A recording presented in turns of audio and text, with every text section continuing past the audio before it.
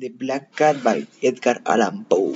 I know you will not believe this story. Only a madman could hope that you will believe it. I am not a math, but was I'm going to die tomorrow. I would like to tell my story to the world today. Perhaps someday somebody more calm and less excitable than me will be able to explain it. I have always loved animals. I loved them deeply from the very first day of my life. When I was young, we always had many animals in our house, and so I used to spend most of my days playing with them and taking care of them. As the years passed, I grew into a quiet gentleman, and my love for animal no, man and my love for animals grew too. I found that they were more friendly, more honest than most men. Animals were always my best friends. I got married when I was quite young. I usually My wife loved animals too, and she used to buy me many animals as presents. In fact, our house was always full of animals. We had birds, fish, a dog, a chickens, and a cat. This cat, one we called Pluto, was a large black cat. He was a beautiful animal, and he was also very clever.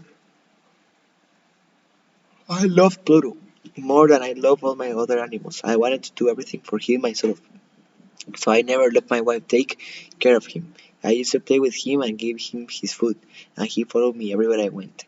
For several years, Pluto and I were the best friends, but during this time, my life slowly changed. I became a heavy drinker, and my need for alcohol soon grew into a terrible disease. I was often angry and violent. I began to shut out my wife, and I even started to hit her. My animals, too, felt changing me. I stopped taking care of them, and sometimes I wasn't even cruel to them, but I was never cruel to Pluto. As time passed, my disease grew worse, and soon even Pluto was not safe from my violence. One night I arrived home late. I was very drunk. When Pluto saw me, he tried to run away from me, and this made me angry. I caught him by his neck and shook him. He is in his fright beat me on the head. At once a wild terrible anger filled me, and I could feel nothing except boring hate. Slowly I took a knife from my pocket, opened it, and then carefully cut out one of Pluto's eyes from his socket. I shake today as I write these words down. Every time I remember that day, I still feel a sadness and pain. When I woke up the next morning, I felt ashamed of what I had done, but his feeling was not strong enough to make me change my life. I continued to drink because it was too difficult for me to stop soon. I had forgotten what I had done. As the months passed, Pluto got better. His empty eyes still looked terrible, but at least he wasn't in pain anymore. Not surprisingly, he used to run away from me when he saw me. He frightened that I would hurt him again. At first I was sad to see him run away, an animal which had once so loved me. Then I began to feel a little angry. There is something strange about the human hurt. We humans seem to like hurting ourselves. Haven't we all 100 times done something stupid or evil just because we know that we should not do it? It was because of this need to hurt myself, that I did this next evil thing. One morning I woke up, found a rope, and calmly tied it around Pluto's neck. Then I hung the poor animal from a tree and left it there to die. I cried as I did this terrible thing. My face was never with tears, and my hair was black and heavy. But I killed it. I killed it because I knew if it had loved me, because it hadn't hurt me, even because I knew that I was doing something terrible and wrong. That same night we had a fire in our house. I was woken from my sleep by loud shouts of fire. When I opened my eyes, I found that the fire had already reached the bedroom. My wife and I ran out of the house as fast as we could. Luckily, we escaped death, but the house and almost everything in it was destroyed. The next day, I went back into the house and saw several people standing in a group looking at the wall. It was the only wall of the house that was still standing after the fire. It was one of my bedroom walls, the one where the head of my bed had rested. As I came near to the wall, I heard someone say, "How strange!" and another person, "That's impossible." And then I saw it, a huge cat, not a real cat, but the shape of an outline in the white bedroom wall. It was as clear as a picture. I could even see a rope around the animal's neck. I stood there in horror, too frightened to move. Then slowly I thought back to the night before. I had left the cat hanging from a tree in the garden at the back of my house. When a neighbor had first noticed the fire, many people had run into the garden, and one of them had probably got the cat from the tree and thrown it through my open window in order to wake me up. The cat's body had hit me in my bedroom wall and left the shade there because the plaster on the wall was new and still soft. Although I thought that this was a very reasonable explanation, the strange shape on the wall still worried me. I thought about the cat that day at night. I began to feel sorry that I had killed it. I started walking around the streets at night looking all the cats to see if I could find another one like Pluto. One night I was drinking in my favorite bar when I suddenly noticed a large black cat. I went up to it and touched it. It was very large, as a large Pluto had been. It also looked very like Pluto, except for one thing. Pluto had been black all over, but this cat was a white mark on its front. It touched the cat and immediately lay down against me. My leg seemed very friendly towards me. This decided I decided was the cat I wanted. I offered the barman some money to buy the cat from him, but he said that his cat didn't belong to him. In fact, he had no idea where it had come from. So I took the cat from I got home. My wife liked it immediately, and I stayed with us from that day. But soon, I do not know why the cat started to make me angry, and as time passed, I began to hate it. I did not hurt it in any way, but I always tried to keep as far away from it as possible. I knew one reason why I hated this cat so much. One the morning after I had brought it home, I saw that, like Pluto, it had lost one of its eyes. My wife, who was the kind, gentle person that I had once been, only loved the cat more because of this.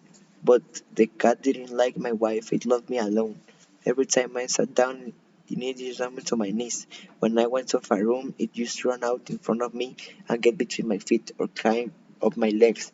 At these times I wanted to kill it, but I didn't because I was too afraid of the cat, and even more afraid of the white mark on its chest. I have already mentioned this mark. At first there was nothing strange about it. It was just a white mark, but slowly this mark grew and changed until it had a clear shape of a horrible thing. I find it difficult here in my prison to write the word. It was the shape of the gallows. Yes, those horrible wooden posts from which they hang men by a rope around the neck. As each day passed, my fear grew and grew. A strong man, had become afraid of a cat. Why was I so frightened, so worried by a stupid animal? Day and night I could go get no rest. I had the most terrible dreams and my mind turned to dark, evil thoughts. I hated everything, everybody, and life itself. One day, my wife and I needed to get something from the cellar underneath the house. The cat followed us down the steps and threw itself in front of me. I almost fell on my face, and mad with anger, I took hold of an axe. He tried to kill the animal. I tried to kill the animal, but my wife caught me in my arm to stop me, and the anger exploded my mind. I turned and dropped the axe deep into her head. She fell dead on the floor without a sound. After this terrible murder, I calmly made the plans to hide the body. I knew I couldn't take it out of the house either by day or night because the neighbors would see me, so I had to think of otherwise. I could cut the body up into very small pieces and then burn them in a fire. I could hide the body under the floor, or I could put my body in the body in a box, and then ask someone to carry the box away. Finally, I thought of a better idea. I decided to hide the body behind the walls of the cellar. I knew immediately which we was to choose. There was a wall in the cellar around the bottom of an old tiny chimney which was no longer used. This wall had bricks in the front, and I looked at some of the bricks from the front. wall and carefully put the body against the back wall. Then I put back the bricks and covered them with plaster. I made sure that the plaster did not look new, and soon then the wall looked just the same as all the other walls. When I finished my work, I looked at the plaster. I've never done a better piece of work, I said to myself, happy. Then I didn't look around for the cat to kill it. It had brought too much unhappiness into my life, and so it too much now. Die. I looked for it everywhere, but it had disappeared. I was free at last. That night I had a deep, peaceful sleep. I, I who had just killed my wife slept well. 3 days passed and still the cat did not appear. I was now a happy man, happier than I had been for a long time. I wasn't worried by what I had done. People had asked few questions and police had visited my house, but they had found nothing. On the fourth day, the police visited again and began to search the house. They looked into all the rooms and then went down into the cellar. I went with them, feeling calm and safe. I watched them as they looked everywhere. They seemed quite happy that there was nothing there and they got ready to leave. I was very happy. I was sure that I was safe, but I wanted to say something. Just a word or two, to show how unworried I was. Gentlemen, I said, I'm pleased that you found nothing here, and that you are now leaving this house. But let me show you something, gentlemen. Do you see how well built this house is? These walls, you will notice, are very strong. As I said, these words I knock on the wall with a stick, the wall where I had my wife. At that moment we heard sound. It was a strange sound, unlikely anything I had ever heard before. The sound was soft at first, almost like a baby crying. Then it grew louder and louder, and turned into one long, endless scream. I was like a, it was like a cry rising from hell. The policeman looked at me.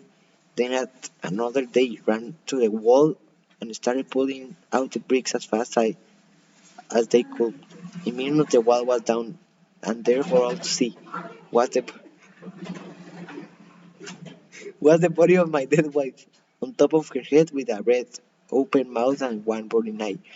Sat, sat the black cat, the animal which had made me a murderer, and which would now send me to my death. I had put the horrible thing into the wall alive with my wife.